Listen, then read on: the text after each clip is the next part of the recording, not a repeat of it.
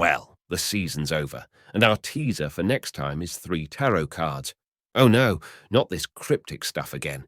People burned out on the symbol wheel for this season once it became clear there was no order to it. Without the list progressively narrowing down, and with some of the matchups being extremely tenuous, the symbol wheel quickly got boring.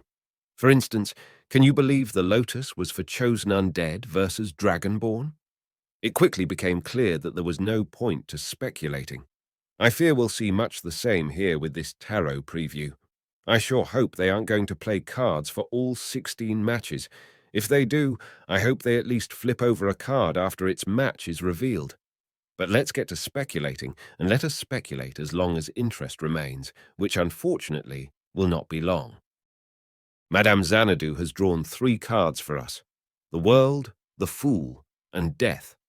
Now, the most obvious solution is that they represent characters that were represented by those cards, so the world would mean Dio is coming back, and the fool would mean Joker from Persona is debuting along with Death from Castlevania. But we could also take the cards for their symbolic meanings. In that case, the world would stand for the completion of a task, wholeness, or perfection, so maybe something like Perfect Cell versus Amazo. It could also stand for Brainiac versus Ultron, since they're both about self-improvement run-amok. Death, in tarot, doesn't usually stand for actual physical death, but death as an ending that heralds a fresh beginning, or death as the end of what holds one back. Death is a card that isn't necessarily bad to draw. The one you don't want to draw is the Tower or the Ten of Swords.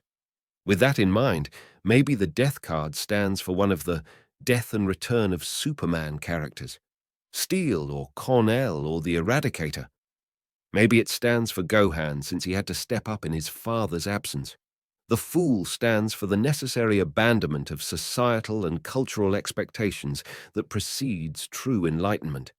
It stands for having the courage to be stupid by all the standards you know. The Fool is a very Nietzschean concept. Characters that would count as fools from the last season would be Rick, the Doctor, Gojo, and Goku. Who could next season's fool be? An eccentric genius, maybe? Reed Richards, perhaps? It would be nice to finally get a Fantastic Four member, where had Doctor Doom twice, Silver Surfer, Black Panther, and Galactus. We've had nearly everyone that's Fantastic Four adjacent, but no Fantastic Four.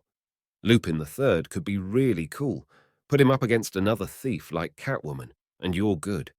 Personally, I hope the Fool stands for Iggy. That little dude is my favorite JoJo character. You can also take the card symbols literally.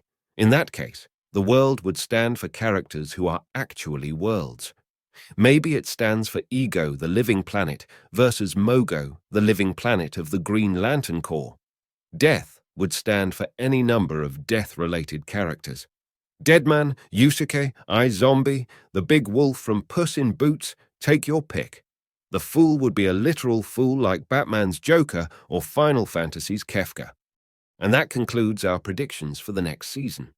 Let's hope it doesn't take too long to come out, because this preview hasn't given the Who Would Win community a lot of meat to chew through.